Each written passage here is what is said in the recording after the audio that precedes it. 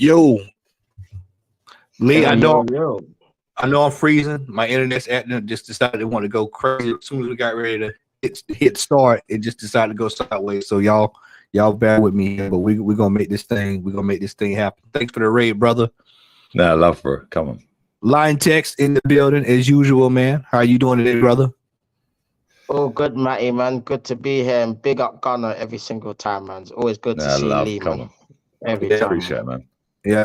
Well, also, man, you know, as always, I've always got some prepared audio for the masters so that we can start dissecting. So we'll talk. Get ready to hop right into the fire. We'll talk about yesterday's performance with City, but the big fallout right now is all of everybody across the Arsenal land is going on about this referee and complaining. Let's listen to some of the post match with one Mikel Arteta. Hi, Mikel. Going back to the Trossard second yellow card, it was for kicking the ball away. Is that not a fair yellow card? That's the rules of the game, right? So therefore, he should have been sent off. I prefer not to comment, but you analyze the situation and how long it takes. I think is that because you feel you're not allowed to have an opinion on something which you think is unfair? Because sorry, you don't want to comment because you. No, I have. If I want to, and today I don't want to. Thank you. Okay. James from ESPN, finally. I think there's this one, and then go David, thank you, and then we'll go James, and then we're done. Thank you. You mentioned it was 97 minutes, then 98, 99. Was that not a consequence of your team breaking up the game, effectively time wasting, trying to slow it down, which everyone understands is what you were trying to do to get the win? But is that not a consequence, and did that not backfire? Well, if I'm not commenting about the first part, you can understand, and I won't comment in that second part because it's a consequence one to the other. So can you explain that again? Sorry. Sorry? Can you explain that answer again? Sorry, I didn't understand. But if I haven't made a comment about the first action, I'm not going to comment now about the consequence to acting in a certain way. Okay, and we'll go finally to James from ESPN. Nobody challenged him on that. Not one person. Mikel, do you feel that if that was 11v11 for 90 minutes, that you win that game? I don't know. I have no clue. We will try for sure, but after you have to show it in the second half there. But what I can tell you is 99 out of 100 times if you play 56 minutes against this team with 10 men, you're going to lose, and you're going to lose by a lot of goals. So given that, even though you didn't get the win that you wanted, you must be able to take, the players and you can take some real self-belief from this for the rest of the season. And I do, and I'm so proud of them, and it's unbelievable how we react. But I cannot be happy because I want to be involved in a game at this level that puts the game in a situation that we can enjoy it and we can talk about it in the proper way. And we are not talking about that. It's clear. You haven't asked me one single tactical question. Okay, everyone? Thanks very much. Yeah, thank you. Thank you so much. So, man said he didn't get asked one single tactical question. A bit like the pre-match press conferences then. Yeah, it's all jolly up. Yeah. Yeah, it's, you know, this, Kyle, what's going on, brother? Welcome to the building. Good, brother. All good. Good to see us all. Hope you are all well, lads. Yeah, so we're dissecting this piece of audio here. So the manager, once again, like I said, if I'm freezing, just bear with me. My internet's just going haywire, but as long as y'all can hear me good. The manager has sat here, and the game is the whole fiasco is about this referee, Kyle. Everybody, panel. The whole referee is the whole fiasco. So why if everybody knew this referee was such an issue, why was this not brought to the table on Friday? It's like Lee said, it's every time on Friday. I call it the get along thing. It's the everybody come in and they make sure they have the juice and crackers and everybody's laughing and playing and lollygagging as we say, having a good old time, slap ass, and then when now it's the game, everybody he wants to talk tactics. He doesn't talk tactics on Friday. He doesn't tell you anything on Friday. No, matter of fact, we'll go back. Let's go back a few weeks. Well, he didn't say anything about Odegaard. He still hadn't addressed it. Stuff that needs to be addressed, he doesn't address it. But see, this manager, once again, when it does not go our way, when it does not go our way and does not suit him, he acts like a big baby. What he should have done yesterday in that press conference, gentlemen, the first thing that should have came out of his mouth was, "I'm extremely disappointed with Leandro." Yeah, I'm sure he said it in the back room, but sometimes he needs to see it out in public. How many times have we all watched Jose Mourinho lather up one of his players? Bro, not even Jose, yeah. Pep called out Kevin De Bruyne the other day. Yeah. He called Kevin De Bruyne out the other day. That's one of the best players they've ever had at their football club. And Pep called him out in the press conference. Like, do you know what I'm saying? Like, this is bullshit, bro. I didn't do a press conference reaction for the Man City game before it, like, on the Friday. I guarantee if you go on Arsenal website and just go through all of the questions he was asked on Friday, I guarantee none of it was about Man City. It was about how his relationship is with Pep, or about the game. They'll talk about Man City, but they won't ask about their game. And this is what it is. Now, all of a sudden, that happens. Yeah, the game's happened. And they wants to sit there and say, not one question you've asked me is about the tactical part of the game. Well, what about the press conferences pre-match? Yeah, but nobody can say that to him. Look at the way that that guy got his answer, and then it was on to the next guy. Yeah. He don't even get a right to reply to some of them. Yeah. You can definitely tell they pick and choose on Friday. You definitely pick and choose who's coming in there to ask those questions. Bro, it's the same people every time. It's It's a waste of time asking these lads questions. It's a waste of time. It's a waste of time asking the players after the games questions as well. They don't tell you anything. They're liars. The whole of them are liars. That's what they are. And this Mikel Arteta, he comes out and gives that press conference after the game. The state of it. Yeah, you're next. You're next. You're next. And I want to say something right off the bat at the front of this show. I'm sick listening about this referee business. Fuck the referee business. I said it before the season started. I don't want to hear excuses. And here we are already with excuses. Fuck off with the excuses. I want to score the Etihad and win that game. End of story. Put your marker down. We're going to win the league this season. But no, again, can't get over the finish line. Sick of it. I'm sick of it. Yeah, I mean, if a referee resulted in us winning the game, I don't think we have any discussion about it. We hear anything about it. Nobody would be talking about it. But the problem here is that once again, we find ourselves, and me and Latte was talking about this just before we went on. We find ourselves in situations where we self-destruct in critical situations. Gabby Jesus, instead of kicking the ball to their end of the field, goes to our corner flag and starts the chaos. Yep. It's those small things mentally that get us out every single time in critical situations. We did all the heavy lifting. All the heavy lifting was done. All you got to do now is just, put a bow on it, send the package on. Instead, we find ourselves in situations where we create chaos for ourselves. This is the pre-match Arteta press conference, yeah? Right? First question, the mood on returning from England, to England after the Atalanta game. Your thoughts on keeping 2 clean sheets in those matches, last 2 matches, on switching your attention to Sunday's game with fresh injury concerns. An update on Odegaard, Manchester City getting an extra day off. What do you think of that? Do you think it gives them an advantage? How busy a week has it been from the coach's perspective? Yeah, well, 3 games in 7 days. Hello.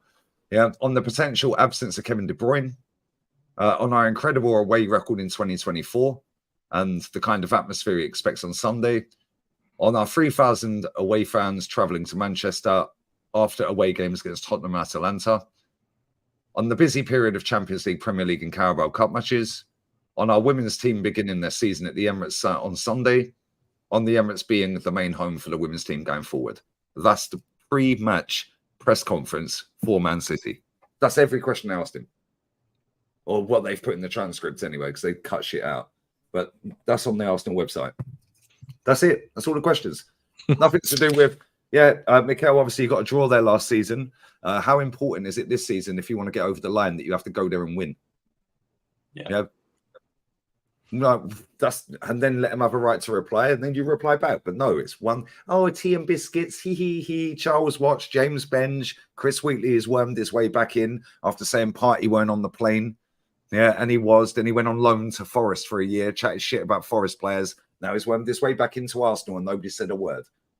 Yeah, this guy said Thomas Partey was not on the plane when the allegations were dropping. Yeah, he was not on the plane to America. Well, he was, wasn't he? Yeah. He lost his job for a year, and now he's back in there. It's BS, bro. Then you get that idiot from TalkSport Moose. Yeah, he gets a gig in there every now and again. You get the odd Sky Sports reporter, and that's about it. It's a jolly up. Yeah, every now and again, a few Football London ones. Football London are in there. It's normally, I don't know the guy's name. Weird-looking fucker. Can't remember. Yeah, but it's just a jolly up. And I know how these press conferences work because I know people that have been in them. Yeah, and go in them. Yeah. And they basically get the comms guy out or girl or unicorn. Yeah, and they say Mikel comes out literally an hour later. Yeah, and they say, right, no questions on this, no questions on this, no questions on this. Then the journalists sit there and go, okay, what would the club like to get out of this today? Yeah, and then that's what they were peddling. You see the questions. Yeah. Oh, tough away, 3 away games in a row. What's it like for a manager? Oh, for the away fans, they've been to 3 away games for blah, blah. It's all about softening everything up. Yeah, softening everything up. Where was it? Obviously, you've had lots of tussles with Pep. Yeah. But really, Mikel, you need to get over the line this time to give your self-belief, surely, or your team belief. Yeah. Is that important to you? Why don't you ask him that? Yeah, exactly. Exactly. Jez, I'm getting it over your line text. What's your thoughts on it, brother? It's just the same old crap, bruv. You get me? That's why I don't even listen to his press conferences, bruv, because he annoys me. Him, Edu, all of them, bruv. They just annoy me, fam. So I don't even let myself even entertain their bollocks, to be honest, fam. But I do watch a lot of Lee's streams. That's how I know about the press conferences, if I'm being honest. But I just don't tend to watch this guy because he just chats bollocks, man. Like, he's always just talking and flipping riddles like he's some sort of smart ass or something, bro. Like, just answer the fucking question. You know what I mean? And why don't... It's mad, fam. Like, they need us in there asking them questions, bro. Because we'll get to the bottom line of everything. You know what I mean? Like, we'll ask them the hard questions that you would have to answer because you would have no choice. And yeah, we'll probably get kicked out, but you know what? I don't care, fam. You know what I mean? Because they ain't my type of people anyway, so I don't give a fuck, bruv. Get me? I'll still ask them the question. I'll ask him, like, why, do you always go super defensive? Like, I get it, we had to hold on to a lead, but we should have had some sort of outlet just to relieve the pressure. You know what I mean? And then your idea is bringing on Gabriel Jesus instead of bringing on Sterling. Someone, and I'm not Sterling's biggest fan, by the way. I can't stand Sterling either. But at least it's something different. It'll get us a bit more up the pitch and like relieve the bit of the pressure. Because we weren't getting out of our half. And literally it was just bombarding. And I'm just sitting there praying, thinking, please just fucking hold on. And then we just didn't, man. And that's the thing, like, that's the difference, between us winning and losing. Those critical moments. Like what I said to you backstage, Matty, about the Jesus thing. Like, why didn't he just boot it up the pitch? Why was he messing around at left back, and then he gets tackled, it deflects off him for the corner, and then off of that corner, they get another corner, and that's when the goal happened. But no one wants to mention that bit, the build up to them corners, when it could have been avoided. And then the corner itself, why was no one paying attention to Grealish? Why did he have so much time to pick up the pass? Literally had the whole freedom of the box. I was literally sweating, thinking, oh my God, they're going to score. I just knew they were going to score, because I was like, how's he got so much space to just lay off the pass and then it gets deflected to Stones? Literally 30 seconds, you know, we had to hold on for 30 seconds. And we couldn't do that. And it all comes down to, Trossard, who was being a fucking idiot. And I love Trossard, but I'm going to call him out. He was a fucking idiot. Like, we were winning the game. He didn't need to do what he did. Let's get to halftime, regroup, and say, you know what? We've done well to even get back into this game and get the lead now, Let's go out there and put in a professional performance and even try and nick another goal. Because I felt like with 11 men, we could have nicked another goal, you know. Mm-hmm. I honestly thought that, bro. Because as much as City were on top, we had like little half chances here and there. And from set pieces, we're always a threat. But that just got this, that the game plan just went out the window once the red card happened, man. So all this blaming the referee did nothing wrong. He sent him off. He had the second yellow. That's the rules, isn't it? You know what I mean? Like, they're always talking about referees ruining games. He didn't ruin the game today. We ruined the game.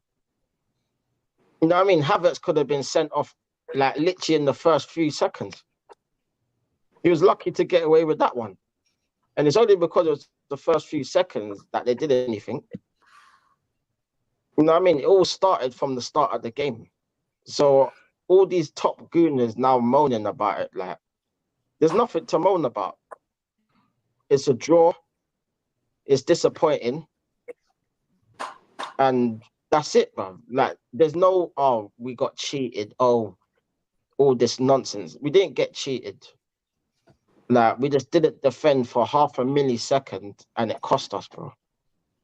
And that's the frustrating thing. It's always at the critical moments, is where we always fall apart.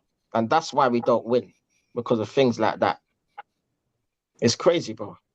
And it's so annoying because it's constantly. Every time we get to a critical moment, some bullshit always happens to ruin it. Now, it's been the Arsenal way for so many years now. Like, it's come like repetitive. It's just ridiculous, bro. It's frustrating, man, because we're so close to beating them and then just let it go, man. It's so annoying, bro. It's annoying, man.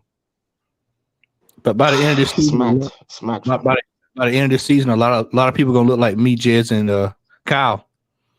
They're gonna have no hair. They won't have anything to say. I'm getting there. I'm getting there. We're working on you, Lee. Yes. Boy, I'm starting already. Jezza, what's going on, brother? What was your thoughts on yesterday's performance and just in general? Just where do you see things, man? Well, it's disappointing. Obviously, I'm gutted for the team. I'm gutted for myself. Gutted for all Arsenal fans. I'm not gutted for the plastic Arsenal fans out there. Ones that talk absolute bullshit. I've seen it tonight. I've been flicking around a few channels, and what are these people on, man?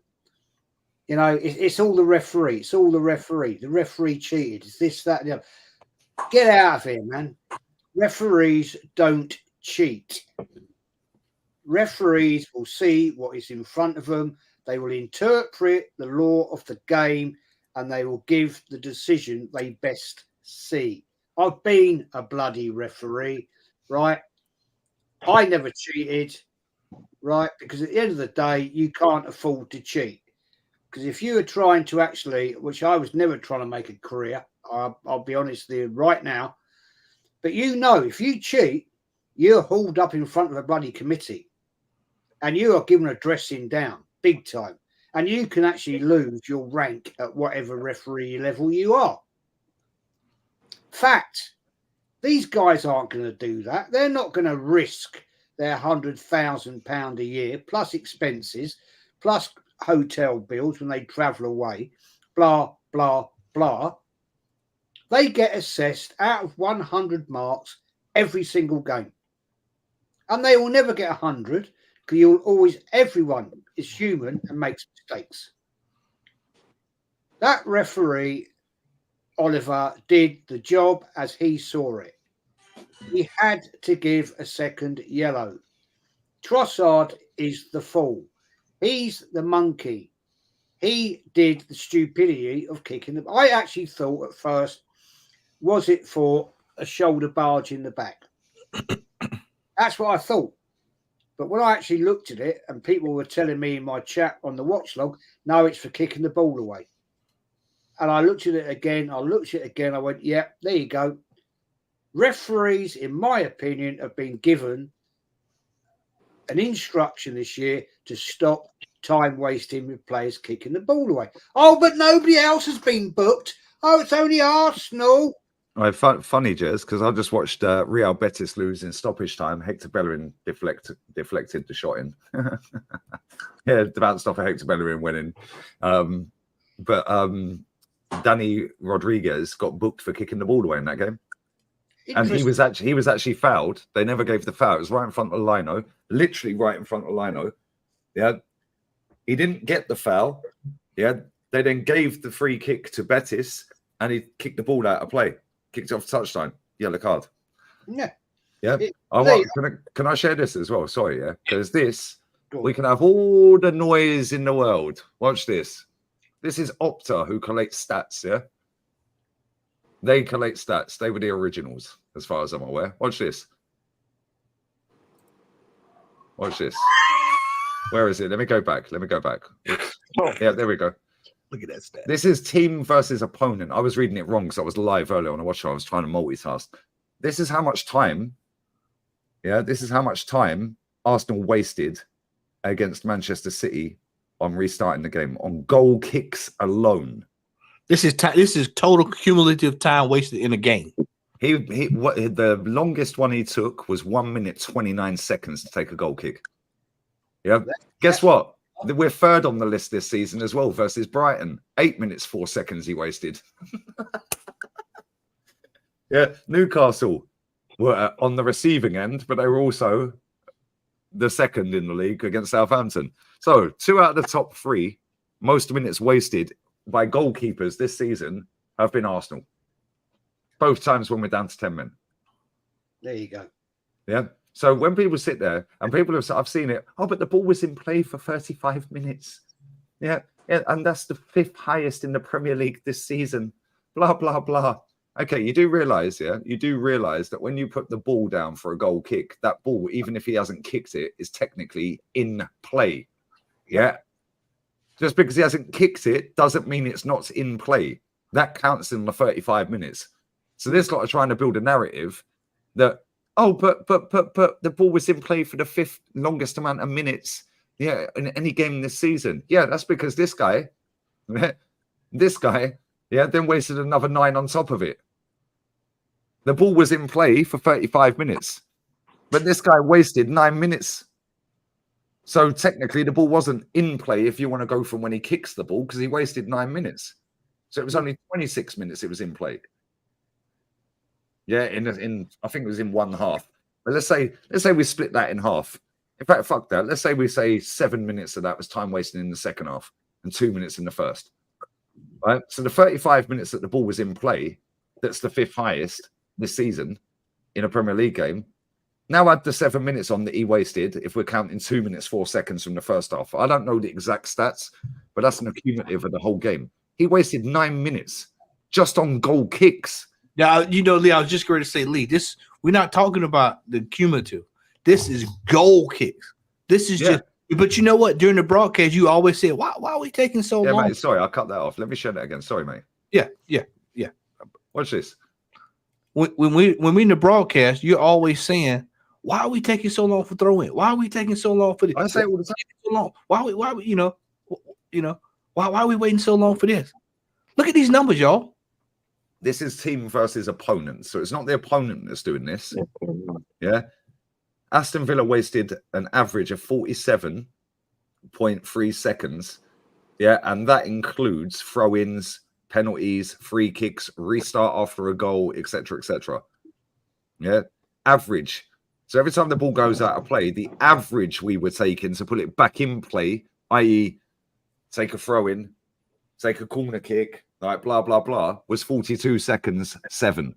Oh, guess what? There we are again, straight underneath it against Brian. So we're deliberately wasting time Yeah. Deliberately. That will catch up with us because if we've got these stats available to us, the refs have everything. Yeah, and you'll get a yellow card. Thank you. David Raya, by the way, never got booked yesterday. Never got booked.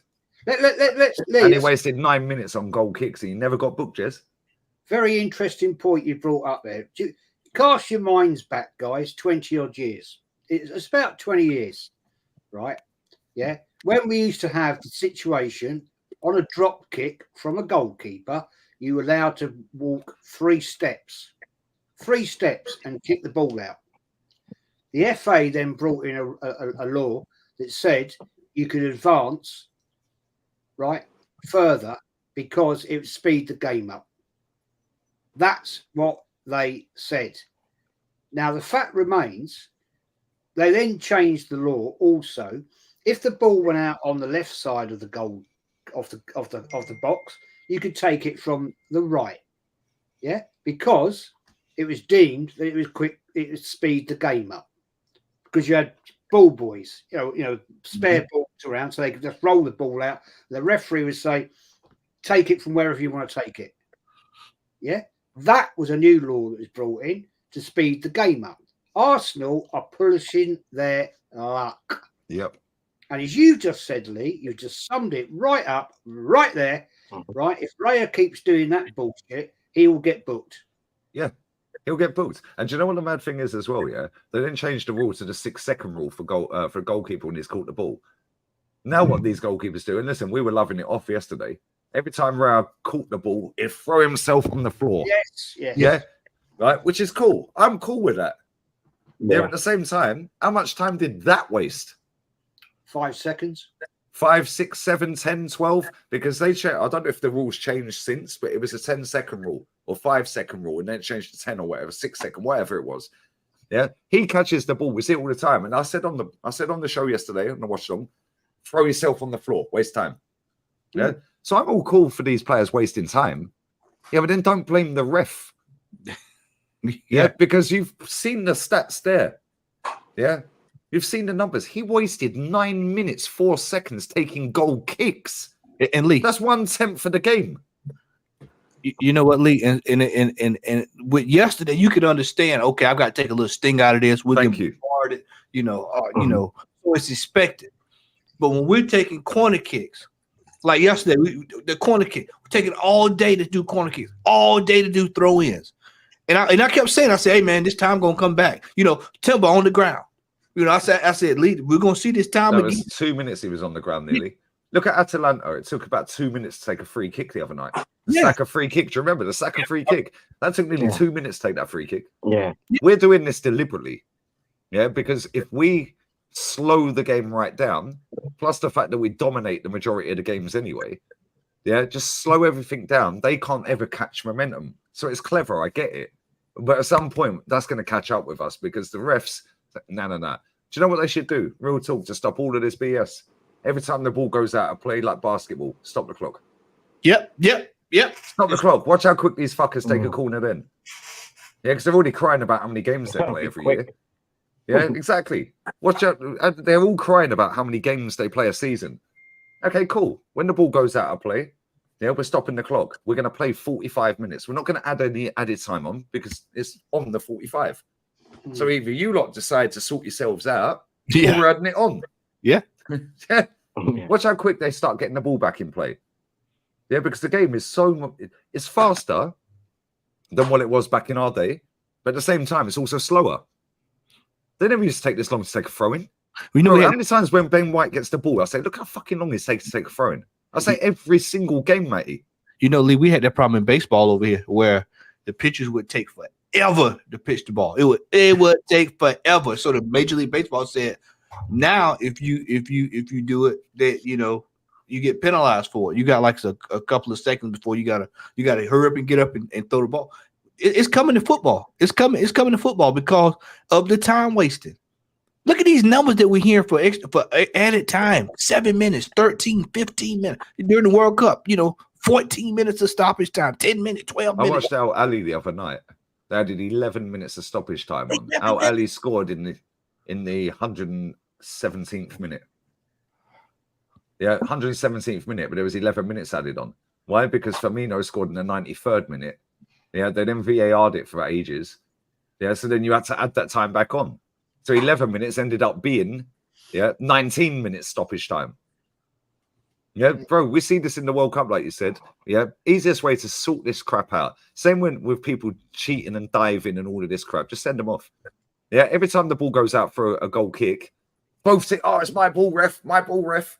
Yeah, okay, cool. Why are you putting your arm up when you know it came off of you? Here's a goal kick, mate. Book them. Yeah, watch how quick they stop doing it, but they don't want to because the Premier League. I've just watched a cracking game of football tonight. Betis versus Mallorca. What a game of football, bro. Yeah, what a game. Now, there was none of this bullshit. And anyone who watched that game or is in my chat that watched me watching the game, or both, yeah, there was a red card. Lo Celso scored a banger in the first minute. He then got a red card. Yeah, VAR sorted it inside 1 minute, 30 seconds, bruv. It's not a red card. It's a yellow. I'm scrapping the red. Job done. But the Premier League, oh no, there's more eyes on the Premier League. Yes, we have to keep the drama going.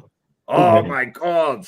Then we have the referee dickhead sat on Sky Sports News on a Monday reviewing the weekend's refereeing decisions. Piss off. Yeah, the whole league is a scam. Fellas, I got some more audio here I wanted to play and get your thoughts on. Kyle, I'm going to come to you after this piece of audio right here. Let's move on then. And we heard people talk using words like steal and tricks and all the rest of it. The game was, it was first of all, it was spoiled as a brilliant football match, which Arsenal were getting, at least, if not getting the upper hand. I'm sorry about that. That's my fault. Given as good as they got. And afterwards, I think, was it Bernardo Silva moaning that Arsenal hadn't continued to play their football? Come on, guy. That's not the real world. But the game turned different, at least, with the sending off of Leandro Trossard. And Danny, I know, so you already hinted at your view about this. I mean, social media is not the real world, but the social media reaction to his sending off among Arsenal fans was bewildering. A, they didn't believe it was a red card. And B, they thought that Doku, who was helping the referee, because he'd been told to put the ball back a few yards, should have gone for helping the referee. But Trossard, A, by going into the back of his opponent, having already been booked, gave the referee something to think about. And then when he booted the ball away, the referee was like, that's two things, enough now. It was nuts what he did, I thought. There's no justification or defence. You described the Doku situation really well. It wasn't the same, although I understand after the João Pedro one that it seems like for Arsenal that things are getting given against them and not others, and I understand that. There's some validity. There's some validity in that, but the actual petulance from Trossard was blatant. And when you're on a yellow, you just don't run the risk. You just don't. And he's let his team. I'm sure he apologised. I mean, you could see he was just so up for it. He actually done all right, Trossard. He was doing really well. Yeah, everybody was doing well. Yeah, they were playing some good stuff. I think. Look, all the little things that went on in the game that people talk about, even after when the passion's still, the adrenaline's going, and Bernardo Silva's talking. Stay humble. No, but it all adds to the next one. We know Bernardo Silva's actually gone a bit far, and he's not given him any credit where he should, and he's still in the moment. He probably looks back at it now and think, oh God, I wish I'd have just shut up. But the reality is all these little things, even like, this caused a lot of news today. I know Wrighty, we were talking, Daz and I, about Wrighty, he's called Haaland a coward in his social media today about the throwing the thing at Gabriel's head when his shirt was over his head. And it's a bit stupid and petty. He threw it not ridiculously hard, and it was a bit silly. He could have risked a yellow, and if he'd already but they had a great fun afternoon clogging each other. Those two, hadn't they? They did, let's be honest. But we didn't really. We're getting offended for people who aren't necessarily offended. Absolutely. Kyle, what's your thoughts on that audio there, brother? Sure, it's like every other audio bullshit. They're on about Haaland there and Gabriel and the way to go against each other. Look back at the likes of Tony Adams, Martin Keown. That was real proper football. Real defenders. These lads talk a lot of shite. There's a lot of Martin Keown, Ian Wright, all these lads. They all talk a lot of crap. That game yesterday, Matty, we did well as a defensive unit. But quite frankly, I just think the Arsenal are boring to watch. I don't get excited watching this anymore. I think we're very defensive, even when we do have 11 players. Like, what's wrong with 10 men? What's wrong? I often saw teams with 10 men. Yes, it's the 8 you had. Yes, it's Man City. But what's wrong with 10 players going out and trying to win again? Instead of sitting back on what we have, play 6 at the back and 3 right in front of them. I know we were trying to fight and win the game, but no, not for me. I thought, yeah, great look at. They gave a lot of heart. Great defending units, but that's not the kind of football I want to see. I want to see us out there trying to win this game, even with 10 men. Go for it. It's only, 5 games into the season? Even if we lost the game. Just go for it. And then I'm listening to a lot of lads. Lee, a friend of mine today, actually, I put up a thing there on social media about the game yesterday. And it just goes to show the mentality of people. A friend of mine wrote back to me and he said to me, "You're listening to too much Lee Gunner. When it ever happened?"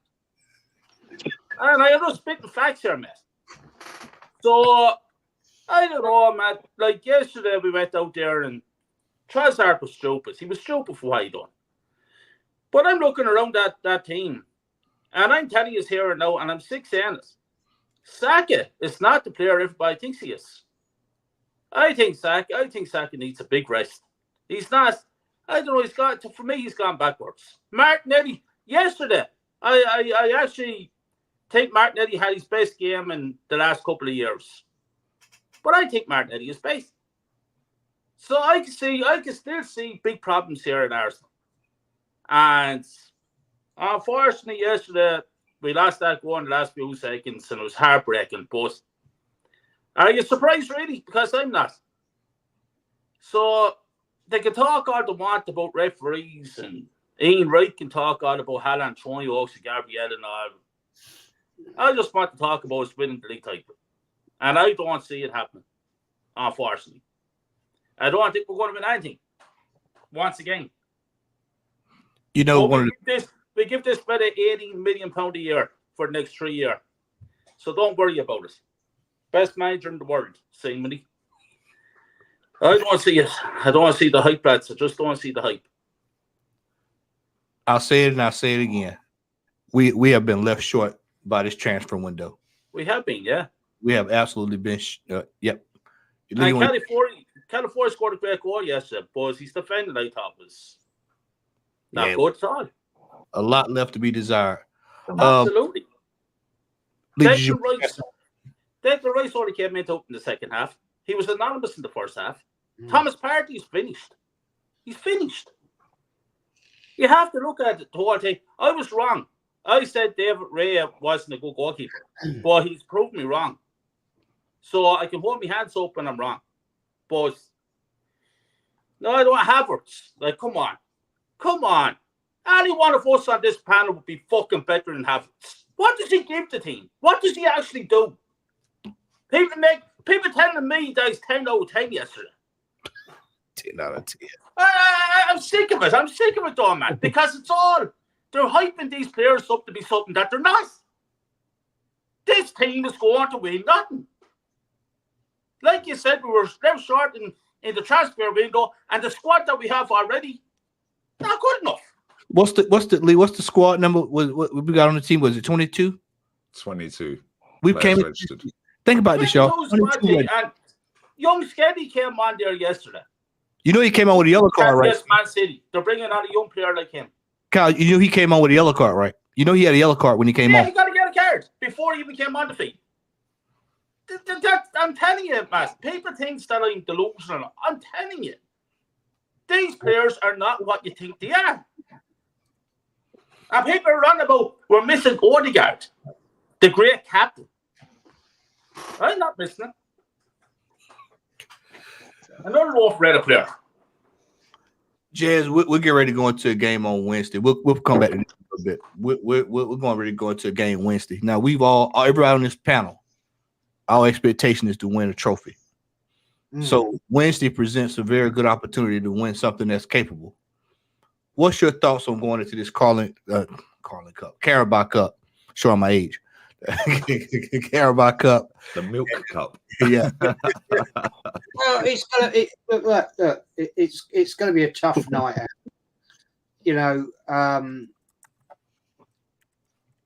Arteta's got a problem, big problem, because if Raya, I'm sure he'll be fine, but he apparently picked up a knock. We can't play Neto. I didn't know, but he's cut-tied. Found out on Lee's stream tonight.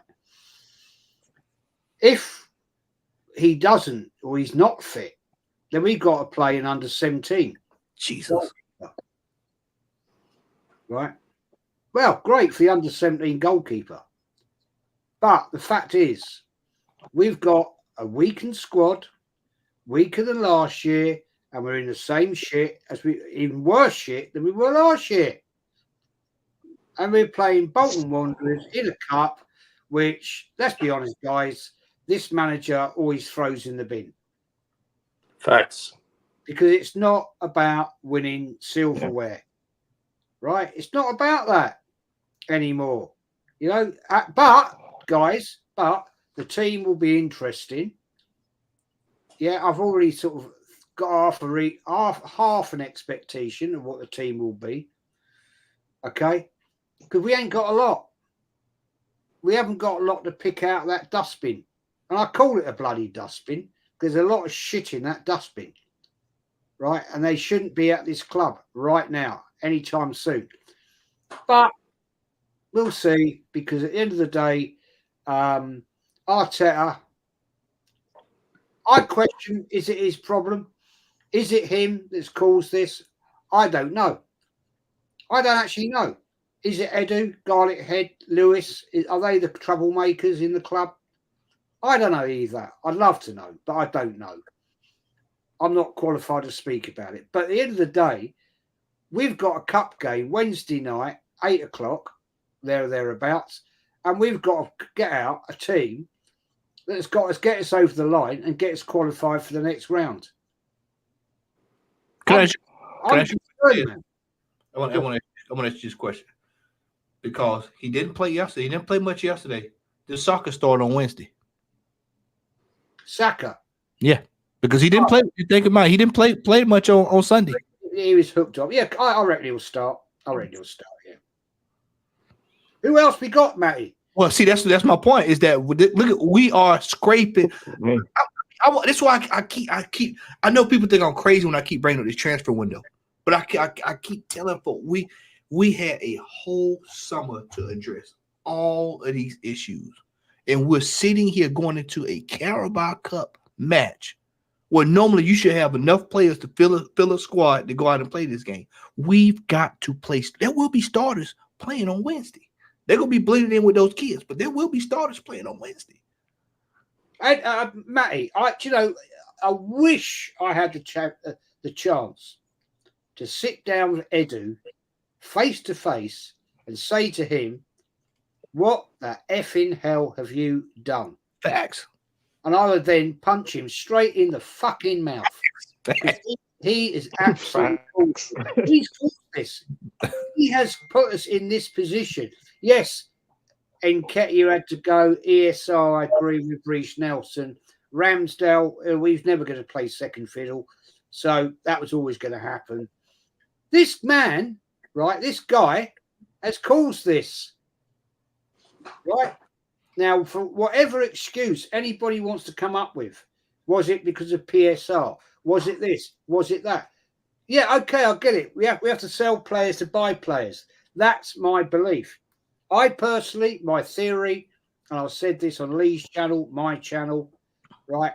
I reckon the Cronkies turned round to this lot and said, "You've got £95 million from the Champions League, right? If you want to buy, you've got to sell. And you've got to work it out for yourselves now, because at the end of the day, maybe, my theory, I could be talking absolute bullshit, right? Maybe the Cronkies have turned around and said, you've had £800 million, now sort it out yourselves." Because I remember first game of the season watching Josh Kroenke when we played Wolves at home, right? yeah, he did not look a happy bunny. He did not look happy. So maybe the Kroenkes was said, "You've had the money, boys. There's the £95 million. There you go. There you are. There it is in cash. You got it. Right now, sell players, get players out, and then go and buy the players you want." And Edu, being the absolute arsewipe that he is, can't deliver. This is I honestly think Lee, Lion Tex, Kyle, Matty, I think I'm fucking right. I agree with you too. I think with you too. And this is why so many of the fan base so quick to go to Kroenke. I keep saying, bro, he's been given £800 million, 5 years. Yeah, but Matt, you just say 800 million. And in yesterday's game, we're bringing on Skebby, Kia War, and Jesus. The fuck is going on there? 800 million. And we're bringing on these three fellas. Fuck off. But then the thing is, Kyle, the question is this.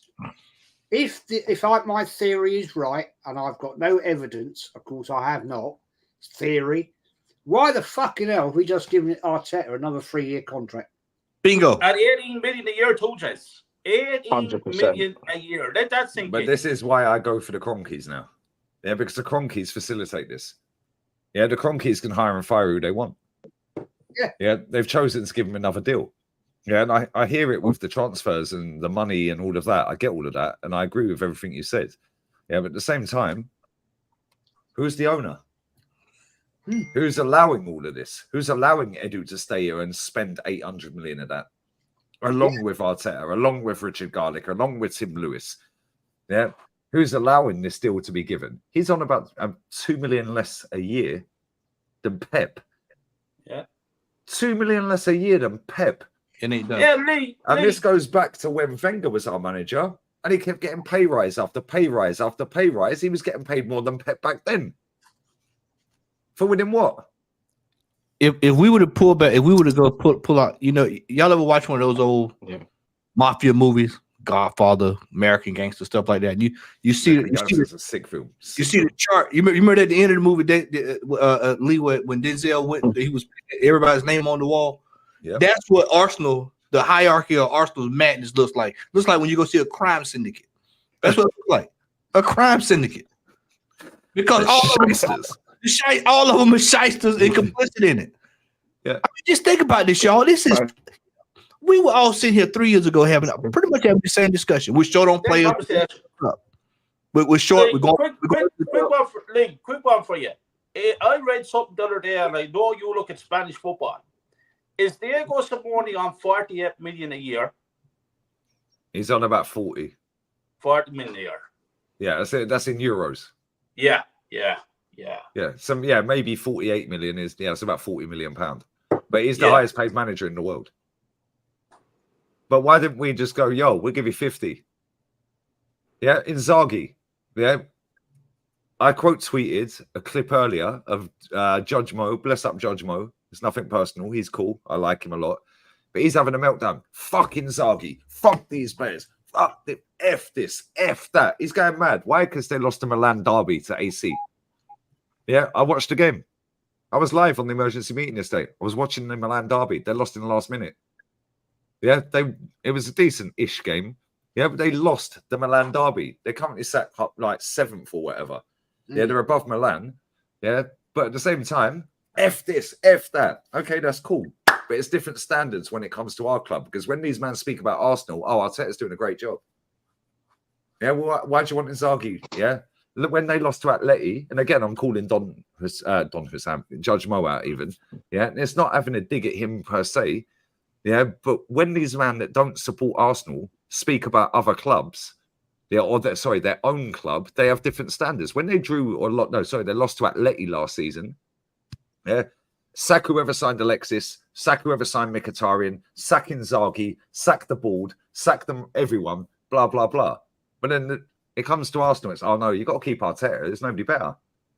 Yeah, it's almost like I look at it and I think, well, why couldn't we get Inzaghi? We've got 9 defenders, mate. He could play a 5 at the back. We've got enough defenders, isn't it? What would be the first thing Inzaghi does if he came to Arsenal? Yeah. Sign a fucking striker. It's sign a striker. Yeah. And we'll play that ball at the back. But here's what it is. Let them crack on. Yeah. Listen, people are sitting there and go, well, why are you being so negative after a draw to City? It's not about being negative. It's about, and listen, we were very upset and we're still upset. Yeah. About the way we drew that game. Yeah. We didn't give ourselves a chance. Let's be real. I predicted a 3-1 loss. Yeah. I predicted a 3-1 loss. Ola predicted a draw. I think, Matty, you predicted a draw. Yeah. Jezza, I can't remember yours. Kyle and Lion. I predicted a draw, 1-1. There you go. I predicted Man City 2-1. There you go, Lion Tex. I said 2-1 City. There you go. So it's a split. None of us predicted a win. Yeah, why? Because we have fact-based evidence at that ground to know we ain't gonna win. But then when you're in a winning position, what are you doing, bro? Yeah, that's why I'm upset. Because you know what? We all expected. As soon as that guy got sent off, Trossard, yeah, idiot. I think he's our best player. Yeah, he was shit against Atalanta when he came off the bench, and he was even worse at the weekend. Yeah. It was even worse at the weekend. That guy does not want to be here. That guy is pissed off with the fact that Martinelli gets more game time than him. Yeah, because he's a better footballer than Martinelli will ever be. Yeah, and Martinelli stayed on and stayed on and stayed on and stayed. It's like, come on, what we're doing. Yeah, we see in pre-season, Trossard missed a penalty, hit the post in pre-season. We see the other week he scored, he didn't even celebrate. Saliba was forcing him to. Yep. That guy don't want to be here, bro. Yeah, that I mean, dressing room. Sorry, go on, mate. Not cut across you, but I just want to say he's probably frustrated that he's wasting his career. He's wasting the golden. He's won 2 trophies in his entire life, and they were in Belgium. They were in Belgium. He's come to the Premier League and won nothing. They were like 10 years ago. He won them trophies. I think he did a double with Gent or wherever he played for over there. These stats that you've put up here, matey, that I've shared, yeah. These are the shots this season. Shots, just shots, total shots. Fair enough, Man City had 33 yesterday. Let's assume that we can take 20 off of that, yeah? And say they'd have 13 shots against us. They'd still be on 79 shots, so that would put them where Man United, above Man United. So they'd be, what, 7th? They'd be 7th. Can you see Arsenal? No. Tottenham are there, 2nd. That's just shot total shots. Not even the top 10. Absolutely. Brighton are there. Liverpool are there. Nobody's mentioned Liverpool have only conceded 1 goal, by the way, in 5 games. 1. And I think that was last week before last. That was Forest. Yeah, 1-0. It's the only goal they've conceded. Yeah, but they lost to Forest. West Ham have had more shots than Arsenal. Palace, Villa, Brighton, Bournemouth. Where are we? Oh, we're 18th. We're 18th. Forest, Everton, Chelsea, Southampton. This team just got promoted. Newcastle, Wolves, Brentford. We've had 50 shots in total. And people go, oh, yeah, but Lee, you need context. We've had a man sent off in 2 games. Matty, you sent me the highlights of Marseille away to Lyon. They won the game. They were 2-1 up. They actually had a man sent off after 5 minutes, Marseille. Yeah, they won the game in stoppage time 3-2. After they'd equalised in stoppage time to make it 2-2, yeah, then Marseille went up the other end straight from kick-off and won 3-2. Ipswich, yeah, 20th. Leicester City have had 3 shots less than Arsenal. No, that's who we play Saturday now. Remember, I told you, I said, don't. Now, Vardy good for a goal or 2. Let's go shots. Big chance. I've not seen these stats, but I thought to put a bit of context. Yeah, let's go through some of these stats. Yeah, who's hit the woodwork the most? Oh, Man City. So the team that has the most shots hits the woodwork the most. Fucking not rocket science, is it? Bournemouth are up there again. But why? They were in the top 5 for most shots. Again, Man United were there. They were top 7. Yeah, Liverpool were there. They were top 5, top 6 for shots. Yeah, where are Arsenal? Tottenham was 17. Where are Arsenal? Not even on there. Not even on the list. Not even on there. We ain't hit the woodwork once. Now let's go. Let's go most offsides. Everton. Everton have had the most offsides. Do you know why? Arsenal are down in 10th. Do you know why? Because we don't get in behind. We're literally camped on the edge of the box, so I get that stat. That stat makes sense. Yeah. Right. But this is what I'm saying. I've not looked at these stats at all, ever. Right. Most yellow cards. Let's go. Chelsea, 18. Arsenal, 15. Do you see City on there anywhere? Where's City at? Nope. Nope. 11. So they're 16th in the league for yellow cards.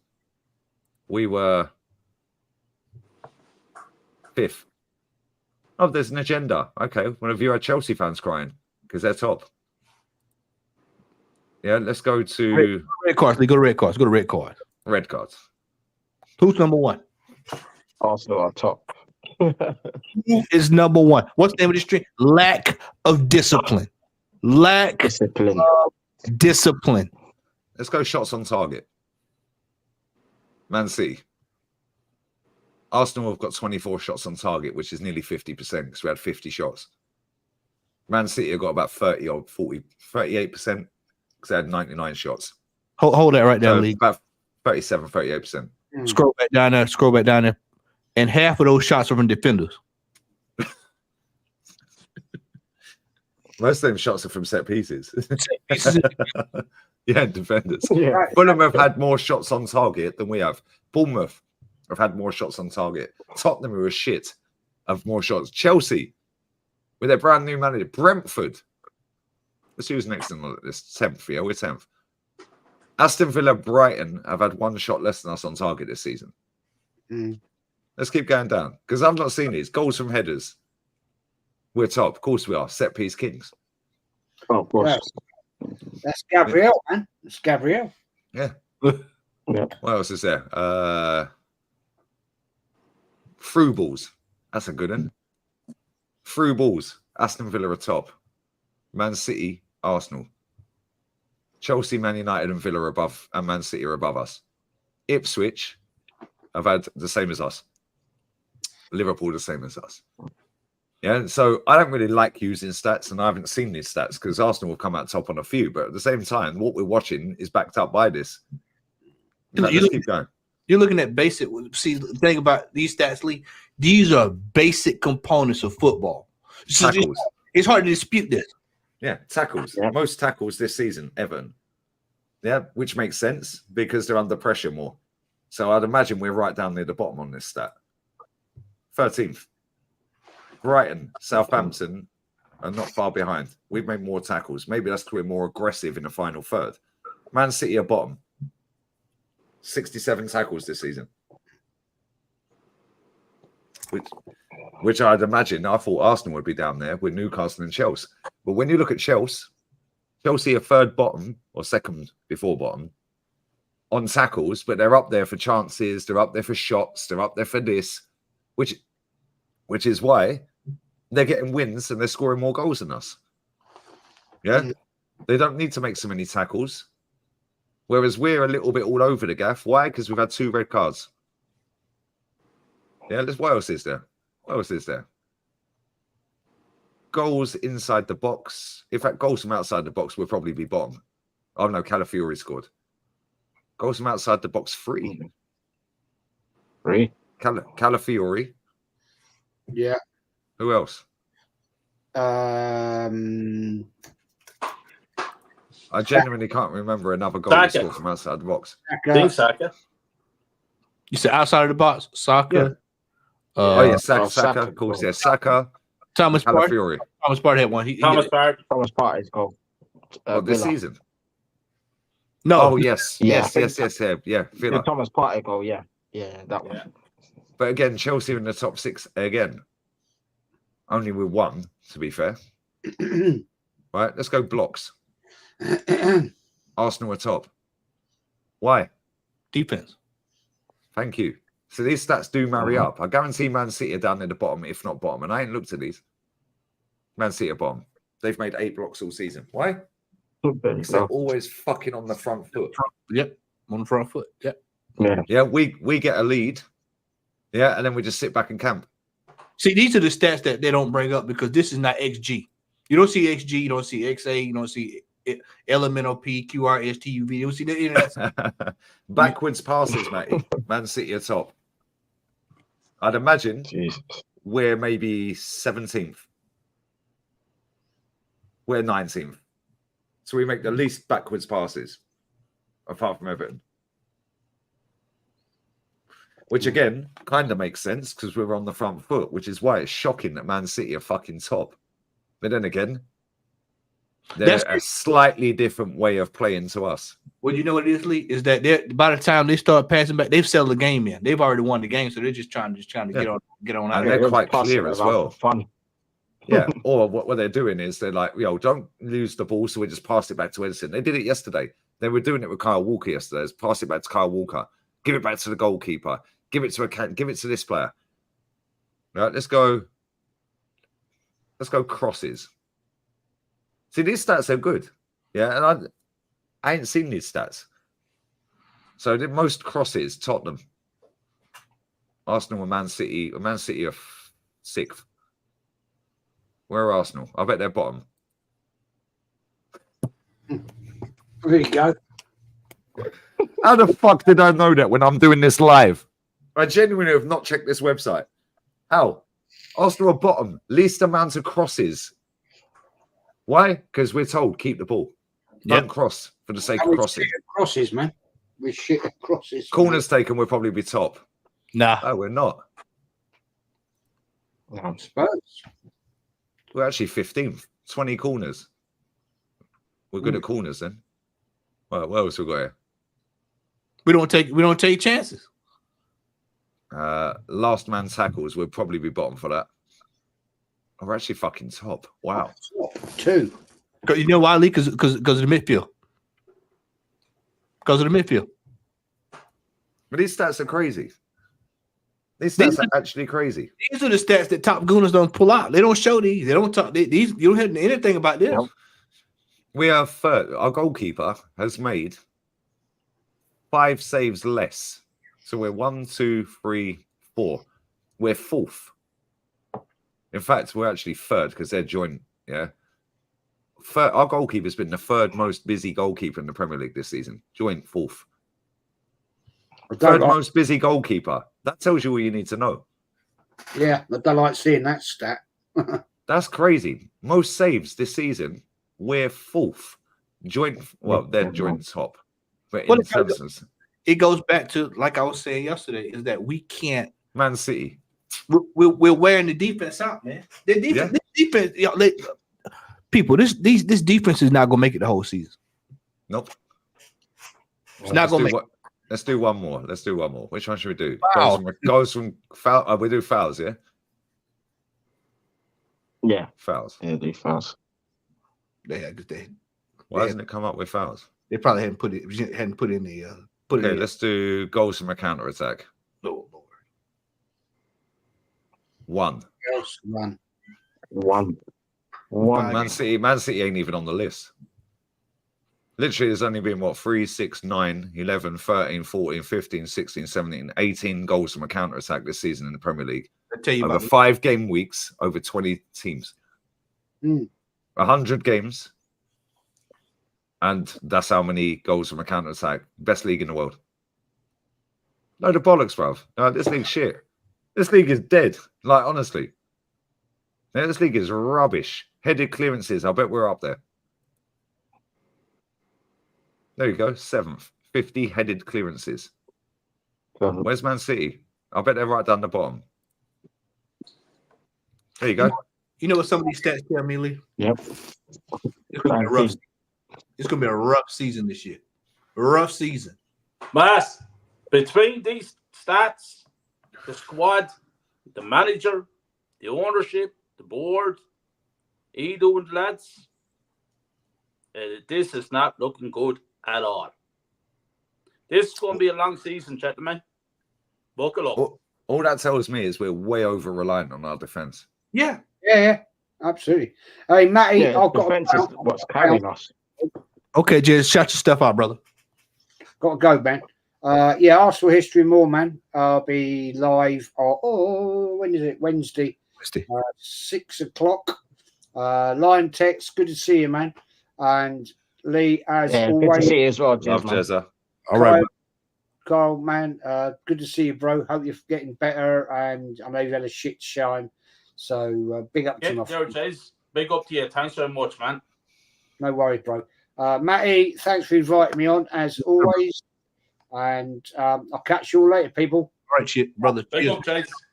Take care, man. Big up, Take care. Jez, man. Tech, what's your thoughts, man? I mean, these numbers that we're seeing, our top goal scorer is Saka and Gabriel Magalhaes with 5 games into the season. We're looking at these numbers. This defense is under pressure. Sounds like to me, I'm gonna be straight up with you. Sounds like Ray is saving our ass. Literally, no pun intended. No pun intended. Because if he wasn't in goal, God forbid, he goes down for an extended period of time. If he goes down, we can hang this season. We can really hang it up.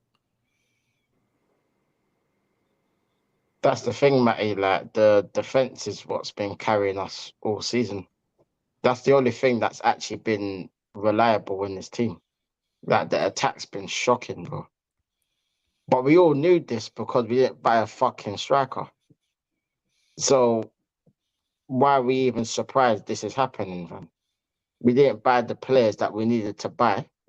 We left ourselves short. We focused on defense instead of buying attackers because we had the best defense in the league last season. So really, we didn't really need to change too much in the defense. Yeah, you can get like a few players for like in case anyone gets injured. That's fine. But why didn't you go out and get a striker, a right winger, a number 10, at least 2 midfielders we needed as well. And that's just attacking players I'm talking about. And this is why we're struggling, because we're relying on Gabriel with set pieces. That's not going to happen every single week. Now, at some point, we need to start creating some sort of chances or something from open play, because it's not sustainable. It isn't. Because there's going to be games here where we're not going to get them set pieces and we're not going to be able to score headers. And then what else are we going to do? Well, we're relying on flipping dry Havertz to score goals. Jesus as his backup. Jesus, you know. This is what we're talking about, Matty, yeah? This is the levels we're talking about. Look at the players that we have in attack to rely on to get us goals. And we're expected to just blitz teams. It's not going to happen with this attack. I'm telling you now, bro. Like, this attack is awful, bro. It is awful. And everyone can use the Odegaard excuse. It was awful with him in it, regardless. Yeah. That's what I don't think people... So it ain't making that much of a difference right now. I mean, it's the same. It's awful with him and it's awful without him, which means we needed to get another number 10 anyway. I was calling all summer on my channel, yeah. And anyone that watches my channel will vouch for it. I've been saying all summer, we need a striker, a number 10, a right winger, 2 midfielders, a left back, another centre back, a goalkeeper. I said everything. All of that I've been saying. All summer I've been saying it. And when we signed the first player, Calafiore, I said on my channel, yeah, that I just don't see us buying a striker. Because that should have not been the first signing. The first signing should have been a striker. Ivan Toney was sitting there for how long? A year. Like, we could have got him at any point in this window. And we left it till how long? And we didn't even go in for him anyway. Like, this is what I mean about this club. We just don't do what is necessary to win. We just don't do it. You know something, Line and panel. You know what? Everybody's talking about Gyökeres. The Gyökeres ship is sailed. That ship is sailed because he's going to get better offers now. People are caught on to him, and instead of Edu doing Edu things, which is triggering the buyout clause, he's allowed him to sit there for another year. He's banging it up this year. and now we know what's going to happen in the summer. I mentioned this today earlier on somebody's panel. I said Lewandowski is 36, 37 years old. He's going to be probably get ready to wind it down. If not this year, definitely next year. Barcelona's going to start sniffing around. They don't see Barcelona don't do like us. They don't. Every blue moon they'll bring somebody from their academy up, but they don't typically do it all the time. They'll just say, you know what? Let's just go by the best available player that's out there. Well, guess who's sitting out there just lighting it up left and right? And if you drop a player like that into a team like Barcelona, who's already lighting it up as it is, then yeah, exactly.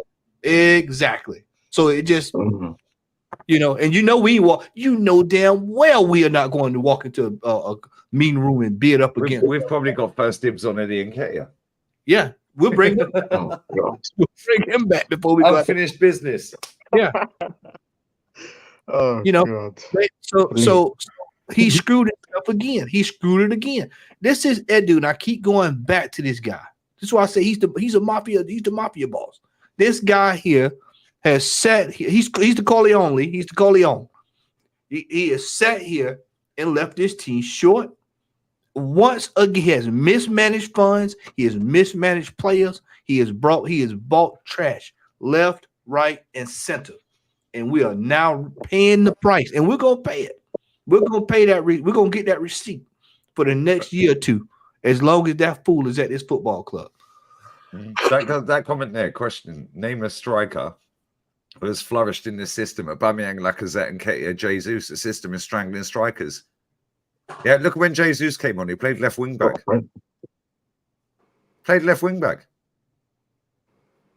Like, what are we doing here? Smith Rowe's balling out. Reece is balling out. I'm not saying these players are good enough for us because they're not. Yeah, but same with Tottenham. Lo Celso leaves Tottenham. He's balling out for Betis. He got man of the match tonight. They lost and he still got man of the match. Yeah, scored a screamer. Yeah, Brian Hill leaves Tottenham. Been Girona's best player this season. Brian Hill. And he's what 20? Yeah, he's balling, bro. Yeah, he's balling. It's the thing. Like, we used to laugh at Tottenham and say, oh, yeah, all the managers and players they get in, they win stuff before they get there. They don't win anything there. They leave and they win stuff. Bro, we could make a whole 11 and bench of players that have come to Arsenal, left, and won stuff after they've left. Literally. Not just under this manager, but under Wenger as well. Yeah. It's pathetic, bro. Yeah, how many more years do we have to do this for? Yeah, and the thing is, listen, if we at the start of the season, we looked at our schedule and we were like, yo, fair play. Yeah, that week has been hard work. Yeah, 3 away games, tough teams. Bro, wake up and smell the coffee. We're not good enough to go over the line. Yeah. We've got Liverpool after the international break coming up in October. We've then got Newcastle away, Inter away, Chelsea away. That's another 4 tough games. Then what? What's the excuses then? Because by then, City will probably be 7-8 clear. Yeah, because we will lose some of them games. We will draw some of them. Or listen, if we come out and we win them, fair play again. However, we are not winning the league. We're not winning the Champions League. No. Yeah, he'll put a reserve team out on Wednesday.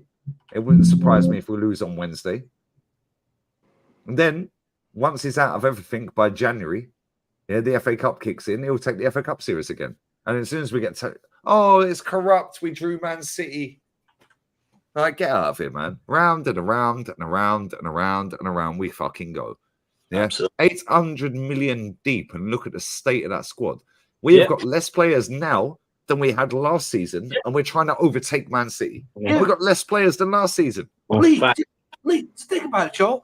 We're in the last few seconds of a game against Man City, hanging on for dear life. Lewis Skelly is coming onto the pitch to get us over the line. Mate, everyone's switched off on the corner. Just think, look, when you really step back and look at it for what it is, we brought the cast-offs on to get us over the line against Man City. The cast-offs. Yeah. Ivior. Yep. Skelly. Skelly. Jesus. Yep. I mean, Skelly's just getting started. So, but I mean, he's not. He should be coming in that. He's had the same amount of yellow cards as appearances. Yeah, that's why I think about that. Bullshit. They have so much. Matt, before Wenger went, for about 6 or 7 years before he actually went, I was putting up videos about Wenger getting the fuck out of the club. And the things that I was saying in those videos back then, I am saying the same stuff now. What the fuck, like? There is no change, Matt, from years ago to now. We're still sitting here, we're still saying the same thing as we were saying years ago. What's the difference? There's no difference. I'm sick and tired of it. New decade. There won't be any difference over the next 3 years, except we have to give this fella 18 million per year for the next 3 years. For winning, nothing. Let that sink in. Nothing. And people are telling me that he's going to be one of the greatest Arsenal managers. It's a joke. Just very quickly, sorry to cut in there. I've just gone onto Man City and to Arsenal's YouTube pages to see, because I wanted to take a screenshot of when Grealish took the corner, yeah? Both of them have not put that footage in there. It's just Grealish running into the box, right? So I've gone on DAZN España, and they have the footage. Because DAZN España don't do PR, lads. Yeah? They don't do PR. So they're actually showing Grealish put the ball, on, right? Watch this. Let me go back. I'm not going to be able to play it, but I'll send you a screenshot of it, mate, in the group chat, yeah? Yep. Let me just get to the bit that I want to get to. Yeah, because this is what the Premier League creates, and the Premier League control these football clubs, hence why both Arsenal and Man City's footage is nigh. I've literally just skipped through it, like fast forward in. Both of them are 2 minutes long. Yeah, DAZN España's is 3 minutes 14 on the highlights. Why is both of the club that played only 2 minutes? Because they chop shit out. Why? Because the Premier League can dictate to them. Yeah, DAZN España. Right, watch this. Watch this. 1 second. Let me put this in fucking slow because I need to get this exact.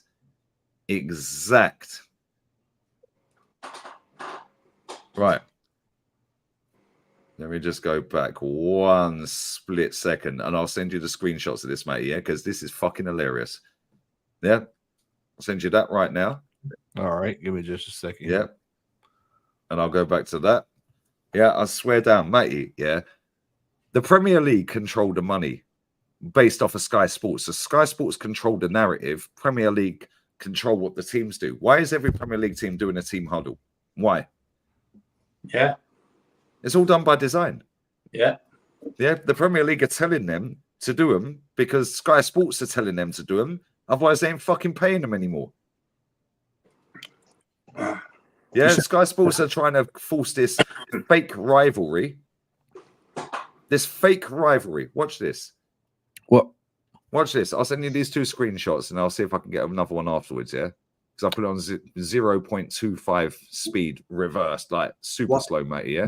Why are you doing that, Lee? That ties right into this right here. You sum up the chaos of that game today? I mean, it was, from the very start, just pretty incredible drama. I think that's what they're looking for. It's always when we play against them, that's what they're looking for. Drama. Going hard in the duels, defend 11 players in their own box and then go on set pieces and then try to score a goal.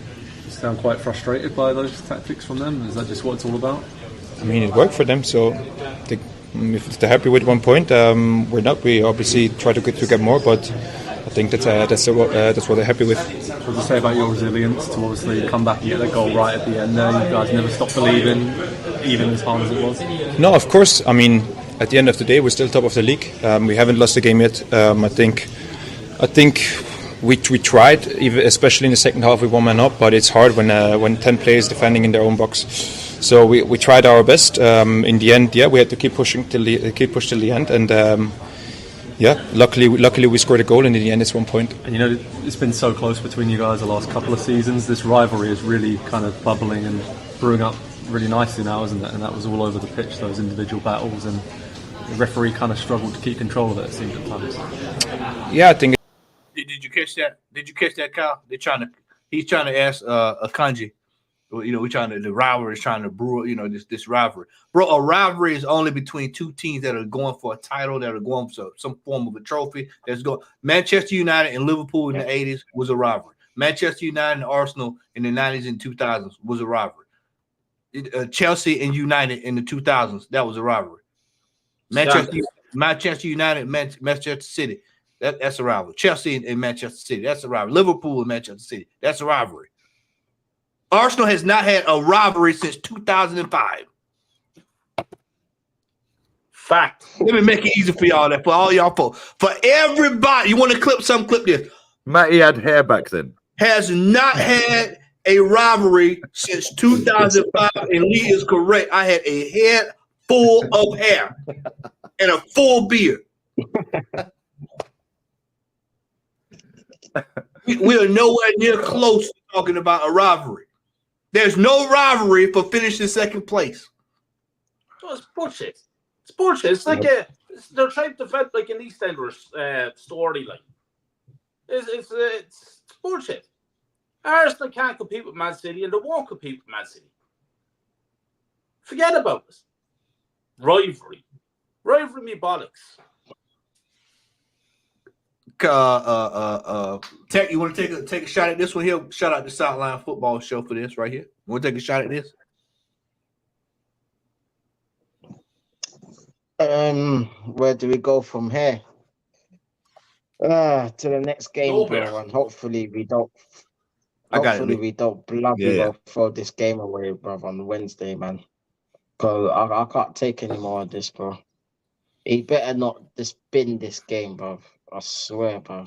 Because I've been saying it all summer, yeah. Like, that's one of the trophies I want us to win. Straight up. Because I think that's the first one that's available in the season to win. So go out and win that trophy. So I need this manager to actually take it seriously this time. None of this nonsense with just playing out youngsters and then we end up catching a scalp. Nah, bruv.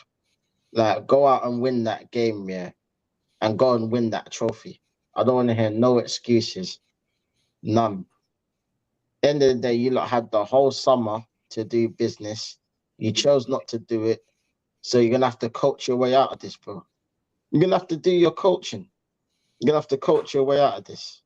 You ain't got no choice. You know what I mean? So right about now, it's just on to the Carabao Cup on Wednesday, bro. And we have to win that. And then it's on to Leicester on the weekend. Yeah, man. That's I was on a show during the week there, and I was talking about winning. I want the club to win a trophy. And I say Carabao Cup because they give the squad the winning mentality, a taste of silverware. And I was shot down for saying that. And I was asked the question, would you prefer to finish 6th or 7th and win the Carabao Cup? Would that be a successful season for you? And I said, of course it would. We've got to win the silverware. But the fan base don't get this, you see, Matt.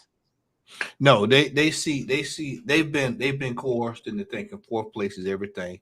Exactly. And the my thing with that is if you know, it wouldn't be such a bad thing.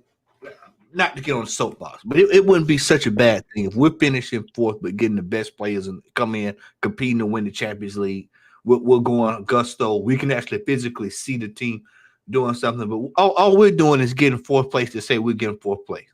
Yeah. It's back to Wenger. What just plays just to get fourth place, just to go play standard Liège every year. I just said that, Matt. I'm saying the same now as what I did years ago under Wenger. Make it make sense. How many times do we get fourth place just to go turn up on Tuesday and Wednesday to knock off Standard Liège and Anderlecht and Young Boys and Grasshopper and all these teams and put on a show and then get railroaded? As soon as we stepped in the round of 16, we get railroaded. Literally, Alexis Texas settings, mate. You're getting pammed. Yeah. Facts. Yeah. I mean, let's not all pretend we wouldn't. Yeah. Let's Marge, we got any mutants? This is a mutant free zone. I don't even entertain it. Just put them out. Just put them out. Put them out. I'm not even going to just been anyone who's a mutant. Yep. Anyone. Yep. Anybody's been a jackass, just put them out. They can go and watch AFTV. They can watch Terry Flowers Talks Arsenal. They can watch Henry Talks Arsenal. Watch this. Zoom in as far as you can zoom in, mate. Is that the furthest, yeah? How about that? Is that good? Yeah. Can you see 29? I can do this off my phone because I sent you the pictures, yeah? Yeah. There you go. There you go. Right. Cool. Yeah. Perfect. That's the first picture out of about 6 I sent you, yeah? Right. Where is our guy? What is our goalkeeper doing? Can you see our goalkeeper? Yeah. Our goalkeeper's pointing. Our goalkeeper is pointing on the first picture. 29 is not even looking at Grealish. No. Yeah, it's not even looking. Right, so let me go to that one. I'm doing one at a time. Right, sorry. Okay, you doing it yeah, first. okay, sorry, mate. Go back, right? Yeah. That first picture, I see our it now. goalkeeper is pointing, yeah? 29 is not even looking at Jack Grealish. Yeah, he's Right? not even paying attention. Nobody else is further forward towards that corner flag than 29 at this point. Now, the corner's taken. Still, it's a bit fuzzy, that one. That one. Keep it there for 1 second, mate, yeah? Right? Look at the walking. Look at the walking. Now, yeah, now zoom in on that picture. They're all looking at Gundogan. Not one person has said, yo, let me go and get Grealish. Not one. You know Grealish is a problem, bruv. Not one. Look, they're all looking at Gundogan. Every single one of our players is facing Gundogan. Yep. Next picture, mate. Go next slide. See, we got the receipts, bruv. Big up the Zona Spania. Look at this. Look how much space Jack Grealish has. 29 is on the 6-yard line. Yeah, he's the player just above your arrow to the left, in front of the keeper to the left, just there. Just there. Thomas Partey is to the right. Yeah, who's that on the edge of the box? Edge of the box, that's Kovacic. Kovacic, Yeah, Kovacic. Cool. Next slide, mate. Look at the 3 at the back. Look at the 3 at the back post, by the way. Like, on the back. Not one person is marking them 3 Man City players. Look. I want to say something right quick. Let me hop in there right quick. Does this? Can we take a trip in memory back down memory lane right quick? What does this look like? Does this look familiar? It's a certain game. I want to know if people notice anything here. This mirrors a game. But if you don't know, I'll tell you. If y'all want me to tell you, Lee, I'll tell y'all. This is Newcastle all over again. Thank you. This is Joe Willock keeping the ball in play. Is it in? Is it out? Shake it all about. Guess what? We lost Io de Puta. Nobody cares. Yep, this is a problem that I see a lot when we're good on set pieces, but we have hell defending them. And look at this right here. Look at look how unorganized. Yeah, look how many players we've got in the box, matey. But look, there's 3 unmarked at the back. There's 4. There's 2, 4 if you want to go 1, 2, 3, 4. Yeah, there's 2 that are offside. But they know that the ball's not getting crossed by Gundo because he's already played the action back to Grealish. 29 needs to engage Grealish ASAP because he can see the ball's been played and he's still looking at the ball. Why is he not gone straight out to Grealish? Look what he's doing. Why has Thomas Partey not gone to Gundo? Look, well, Thomas Partey got his hand up. He's got a choice, Kovacic or Gundo. Take your pick. Well, Partey's got his hand up, so he may be saying, hey, whoa, I got him. Yo, I've got him. You go and grab Grealish. Yeah, you go get Grealish. He's locked in. He's locked in. This slide is hilarious. This is hilarious. That was his 5th touch in our penalty box from when he received the ball right on the edge of our penalty box. That was his 5th touch as he was passing it off. Now look at that still there. Haaland's unmarked at the back stick. Yeah. I think that's Bernardo behind him.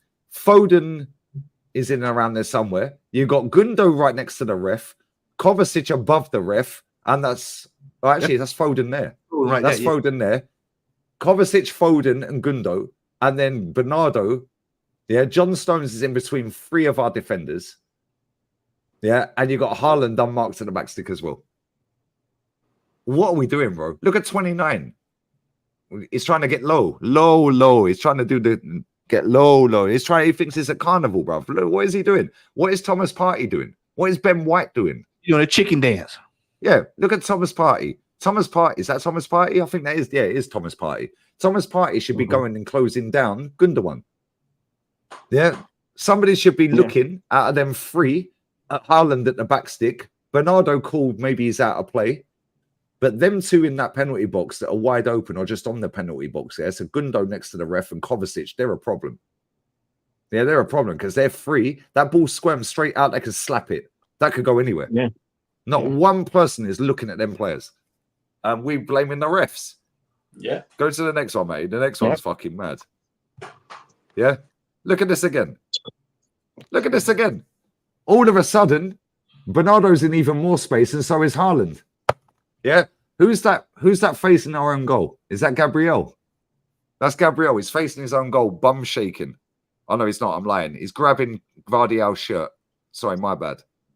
Him and Vardial are grabbing each other's shirt. We then got Kivior, doesn't know what fucking day it is because John Stones is behind him. That's Jesus right there. Jesus is right in front of Haaland. Yep. That's him right in front of Haaland. Yeah, look how many players are unmarked in that penalty box, mate. Let's start. Let's start right here. Let's start right here. There's the elephant in the room. Look at Kivior. Look at Kivior. Who's he marking? I hadn't dropped the F-bomb in a long time. I got one. I'm going to do a cow. What the fuck is Jesus doing? Marking Erling Haaland. He's marking space. Yeah, same as Kivior. They're not marking anyone. Look at Kivior.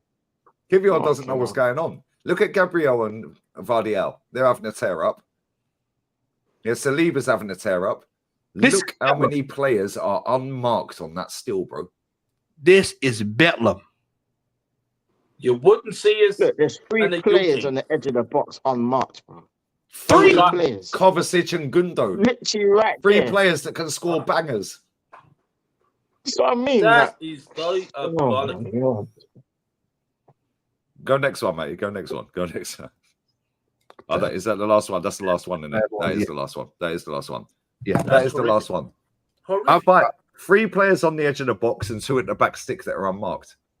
From the corner, everyone's looking over there. Why aren't you looking at? Well, why don't you then go out? Yeah, Thomas Partey, at least he put his fucking hand out and said, yo. Yeah, 29's thinking he's at carnival. Yeah. Yeah, twerking on some next man, some G, bruv. Like, do you know what I'm saying? What are we doing here? Look at this. Look at it.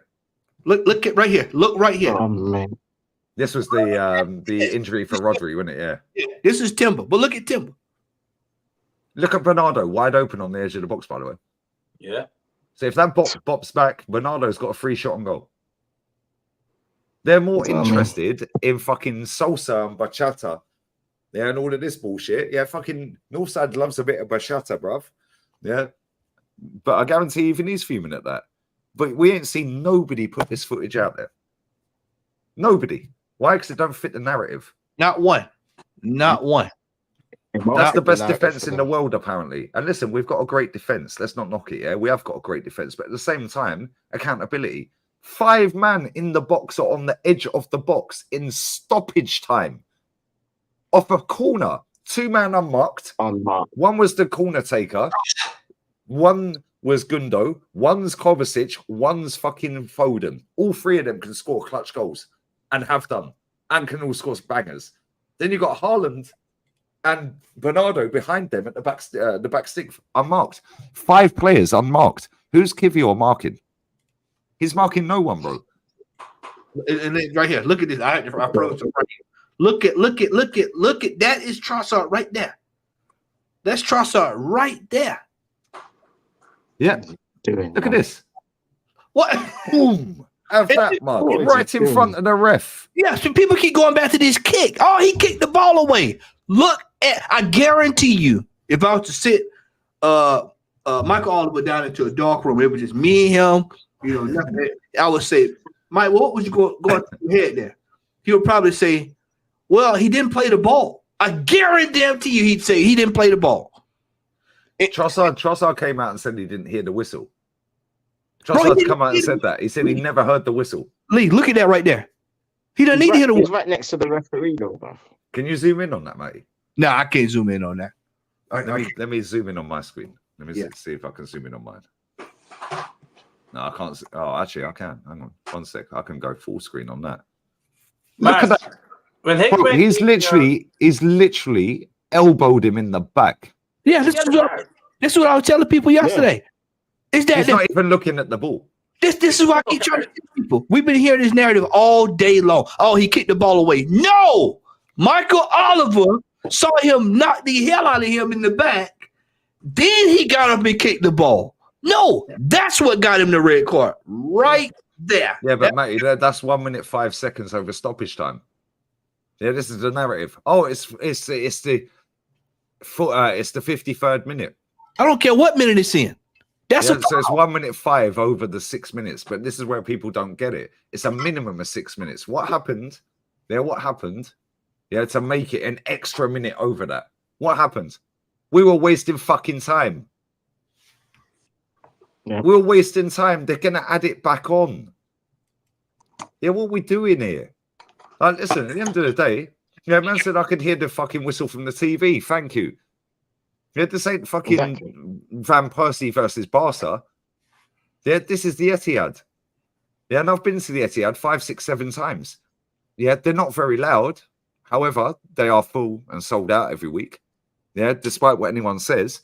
My man literally clarted him in the back. Yeah, then booted the ball away to try and play the ball to Martinelli, who was running up the pitch. Yeah, and then he's going, "Oh, I never heard the whistle." Yeah, nobody has put these stills out at all. They better be glad we can't roll out full video on YouTube, because I'm here to show you I can do a dossier, Kyle. The whole video. Bro, just go and watch DAZN España, fucking DAZN España. Yeah, and I'll tell you from what minute. Yeah, I'll tell you from what minute. You've seen me roll out DAZN España's video. Yeah, DAZN ES. Yeah, they've put out full video highlights. Well, it's 3 minutes 14.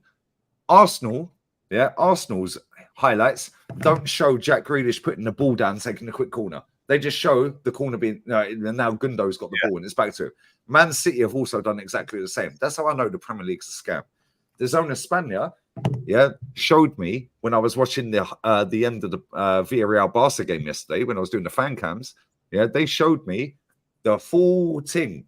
So in mid game, nobody showed you Gabriel and Haaland having that all game. We never see that on camera once on Sky, and they love a narrative, innit? We only see that when it kicks off at the end and he threw the ball off his head and it all kicks off. Yeah. I'm then watching it, and if I can get it, I'll clip it. I don't think I can clip it off of DAZN on when it's on a feed like that. If I go on DAZN on my Mac, I don't think I can clip it. Yeah, but if you have DAZN, and you can watch it, I swear down, they were giving it that all game. All fucking game. Gabriel Magalhaes and Haaland, which is cool. I'm happy with that. Yeah, fucking have it with Haaland. Tell him. Yeah, Haaland, tell him as well. We've grown up on that. Roy Keane, Vieira. Yeah, Reyes getting kicked lumps out of by the Nevilles. Yeah, we've seen it. We've seen Ian Wright stamp on Schmeichel. Yeah, Pizzagate. Yeah, battle at Old Trafford. Yeah, points deducted under George Graham. Both teams. Yeah, I love a bit of that. But at the same time, why didn't Sky Sports show that? Because we ain't seen nothing from Sky Sports of Erling Haaland and Gabriel having that all game, which is why he threw the ball off the back of his head. Yeah, I was like, fuck you. Yeah, because you get the context, and these top gooners love context. So why didn't Sky put that footage out? Because I'm watching it on DAZN España, which is looping it from fucking whatever provider it is in the UK. So why didn't Sky put that out? Because I was watching Barcelona away to Villarreal, and they showed me it. So how comes DAZN can show me that? Why? They got the rights to it. So why didn't Sky Sports put that out? Matty, I said on the podcast to you earlier, Gary Neville and Jamie Carragher talking about, it's a rivalry and blah, blah, blah, blah, all of this bullshit. That was available in my location. Sky Sports is not available in my location. Yeah, it's not. If I go on Twitter, blocked in your location. I go on YouTube, blocked on footage for football. That's why it's DAZN España that I can see the highlights. They get Arsenal or Man City. Yeah, they put that out there to peddle a rivalry, peddle a narrative. Put out the clips that DAZN España showed me last night where them two were having that, and then he bounced the ball off of the back of his head and it all kicked off. Show what happened before that, the whole game. They won't. They showed a 30-second segment of them giving it all game. They're getting ready for February 1st. They're getting y'all lined up for, and I'm not talking about the Super Bowl. They're getting y'all lined up and ready for Arsenal, Manchester City. If that game is on Saturday, they're gonna move it to Sunday. And yeah, they moving it. Yep, they're gonna build it. You know, and what I told you before the broadcast line text, that by the time we get to that game won't mean a damn thing. Facts. Yeah, we'll be out of it. Yeah, that game probably won't mean a damn thing. Yeah, that game probably won't mean a damn thing. I'm telling you, we have this game here. We have blown a golden opportunity to put a marker down early. We didn't have to, last year was kind of a little late, we had to deal with it. Year before that, we had to deal with it late. Early in the season to put down a marker. And once again, in the great words of Darren Sullivan, I can hear him now. Arteta has failed to get it done again, Matt. He's failed. When he's walking in the rain, man, that video was fucking hilarious. Yeah. Walking in the rain with the hood up. Yeah. We've blown it again. We've blown it again. Just another opportunity, another pressure game. And we hadn't begun to even, you watched that game and you saw the foolishness. Wait till we get to Inter Milan. Wait until we get to Inter Milan. What in Italy, where the dark arts are the dark arts. When we see that the other day against Atalanta. A lot of our fans think we're going to say that as well. Oh, we're going to just roll through Monaco. Okay, well, all right. Well, we'll see.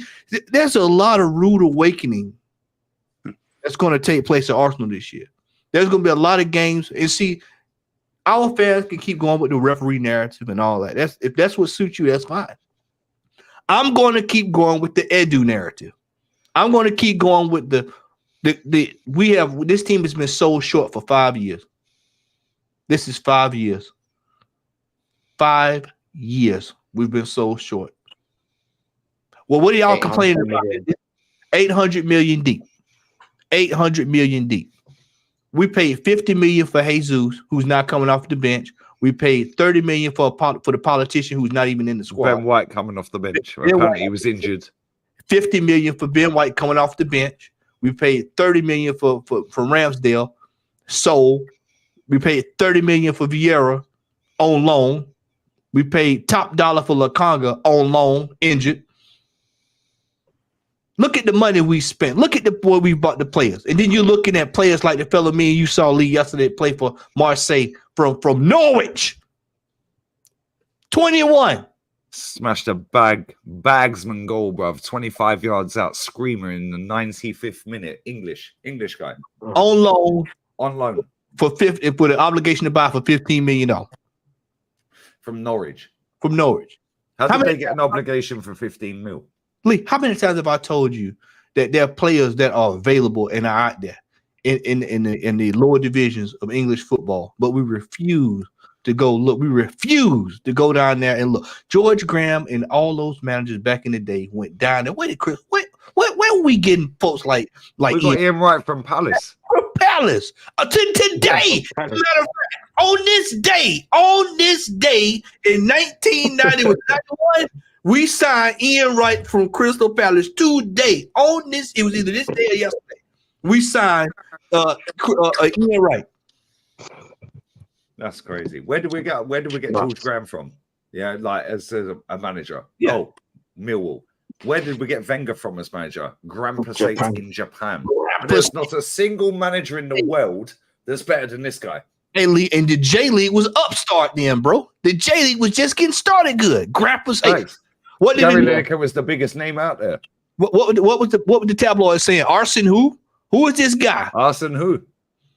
Yeah, he's awesome. Right. I've got this fucking. I can do this on DAZN on my Mac. Yeah, I can go back and watch the whole Barcelona game, and I can watch the highlights. Yeah, and it'll show me the whole show. Yeah, so I'm going to film it, Matty, on my phone. I'm going to send you. Obviously, you can't play it. Yeah, and I'm going to show you what happened. I'm not going to do it right now. Yeah, but I'm going to get it to that point. And then when they're showing me the Bayern Munich, they're showing me all the highlights of the weekend games. There you go. The Haaland. There you go. All right. Right. So I'm going to pause that there. Yeah. And I'm going to send you this later, matey. Yeah. And you're going to see what Sky Sports didn't show anyone because they're pushing a narrative. Yeah. Oh, it's a rivalry. It's a rival. No, it's fucking not, mate. It's not. Gary Neville played in a rivalry. No. Jamie Carragher never did because when he played for Liverpool, they weren't great. They still nicked a few cups in the Champions League. Well done. Yeah, but he wasn't in a rivalry. Arsenal Man U was a rivalry to a certain degree. Then Chelsea, Liverpool. Sorry, not Chelsea, Liverpool. Chelsea, Man United. Man City, Man United. Now Man City gone clear. Yeah, we're not in a rivalry. No matter how many times that fucking fantasy channel, yeah, that Disney channel, which is what it is, tries to tell you, yeah, what it is. Man said media hates us, bro. They've hated every club for years. Why? Because most of their fucking people that run the media don't support Arsenal. However, who cares? They don't stop us winning, bro. And come on, you've been there for years, bro. Yeah. Right. That's it right there. Follow the money. Facts. Follow the money. Y'all know who bring in the money on Saturday and Sunday. Y'all can just go look at the fan cams after the Arsenal game and just you can hear the money getting printed off yesterday. When that final whistle blows, you can hear the money getting printed off. The clicks. People will roll it up to the computer. Yep. Yep. Sky, I've just Googled right now. Who owns Sky Sports? It's a division of Comcast. Yes, and now you have to do your fucking Googles properly. And this is what I do. Hey, hold on. You can start right there, Lee. I tell you, if Comcast owns Sky Sports, then I know exactly what it's about. That's about Money. And I'm not going to go any further because that's one of my clients. I'm going to let that go. Okay, we'll end on that. I'll shut up.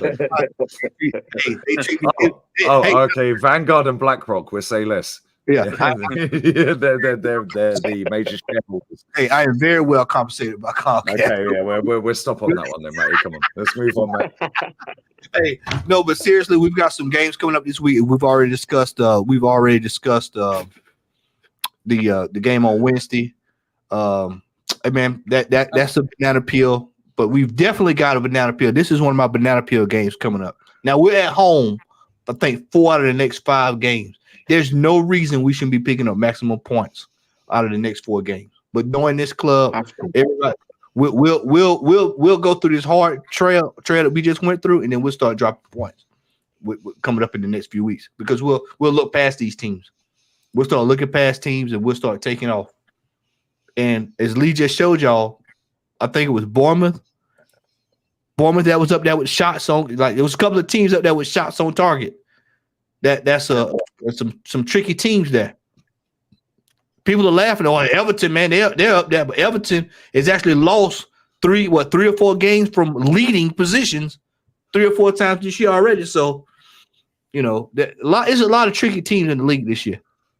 You saw what happened to Liverpool last week. Not this week, but last week. You saw what happened. Yep. And Forest was looking good Sunday. You know, there's a lot of teams. Fulham look pretty decent. You know, as I told y'all on the show earlier, West Ham, folks are like, oh, man, you know, they stink right now. That manager won't be there by the time we play them. They have a new manager. They'll be brought in some top flight manager to help them get sorted out. So this league is we've got a long way to go. And to me, it feels like we're in March. I feel like we're in March. The way I feel, I'm just talking like the way it feels. It feels like we're in March because I'm ready for the season to be over with already. I'm just ready to get it over with. And we just got started. Mate, this is why I like watching La Liga. Yeah. Proper I can watch and chill. Lion Text, tell everybody where they can find you at, brother. No, thank you for having me, Matty, man. It's always a pleasure being on the show. Yeah, you can find me on Lion Text TV on YouTube, people, and you can find me on Lion Text on Instagram as well. And big up to Carl Walsh and big up to Lee Gunner every time, man. It's always great chatting to you guys, man, because you guys just like cheer me up, man. Because like recently I've just been feeling down with this flipping club, bro. And watch La Liga, like, bro. Real Madrid, Real Madrid and Inshallah, brother. They go 1-0 down, everyone boos them, they win 4-1. It's easy. There you go. Kyle, Tell everybody where they can find you at, brother. I'm going to drop everybody's stuff in the chat there. Yeah, Matt, thanks very much for having me on the show. Big up to your brother, Line Tech. Big up, brother. And Lee Gunner, big up, brother. And yeah, Matt, you get me on Kai Walsh Gunner's YouTube channel. And I just said how I feel. And that's it. Just comes from the heart. That's it. I'm passionate and I want my team to win. And that's it. End the story. And I don't think we're going to very on, you know, and I don't know, 800 million and there's no contracts and the squad is not good enough and all that. It just gets to me. It just gets to me. I think I'm angry probably 90% of the time, Mass. I don't know why my missus and my daughter puts up with me, but they do. But 90% of the time, I'm always giving out about Arsenal Football Club, so I'm just fucking sick of it. hey, man, I feel the same way. I suppress it. I hate you, bro. I keep me sane. I have Lee to keep me sane, man. Lee, tell everybody where you can find you at, big man. Yeah, come man. Lee Reacts and Lee Gunner. If you want to follow my Insta, don't DM me. I won't see it. But Lee Gunner 82. Ladies and gentlemen, it's been a blast tonight. Let's upset everyone on here, by the way. Listen to everybody in the chat. I try to get everybody flying, bro. Comments were flying tonight. Darren, good to see you in the building. Del Boy, saw you in here as well. Bro, you gotta let me know when you up, man. Because I would have sent you the link if I knew you was up. But I know that these gentlemen here are Nighthawks, so we all usually up around this time. So, but yeah, make sure you reach out to me, let me know that you're up at the time. And everybody in the chat, man, thanks for coming through. Anthony Herbert, good to see you, brother. Make sure you get my info from Jazz, Anthony, so I can get a link up with you on WhatsApp too, bro. And everybody want to say thank you. Make sure that y'all support each and every one of these gentlemen, and strap your seatbelt on. Get ready for Wednesday night. We could be going out on Wednesday. Don't be surprised. Do not be surprised if we go out on Wednesday, because we have had a habit the last 3 years of getting thrashed. You know, penalties. We lose on pens. Yeah, you know. I will fucking crack, and I'll be one television down less because I throw the fucking TV out through the window. He ain't lying either. And if the woman opens her mouth, she'll go out after us. All right, we out of here. Out. Hey, hang around. No roll out. All of them out. Real fans all of them are out. critical. Why? Yes, exactly. Because real fans, we expect the best. Yes. We don't want shortcuts, bro. We don't want you sleepwalking through it. We want the best. And if you are accepting mediocre on a weekly basis, you're not a real fan. Yeah. I'm sorry, bro. You are not a real fan, and you got no idea what a real. Bro, listen. I don't want to be around Chris when Ohio State loses. You think Chris is sitting there after an Ohio State loss and he's making excuses? No. Are you? What fan does that, Chris? Delusional fan who doesn't doesn't understand what it feels like to win. I mean, that's the thing. I mean, like that's one of the. Make sure you like, share, and subscribe to the Southern Gooner here on YouTube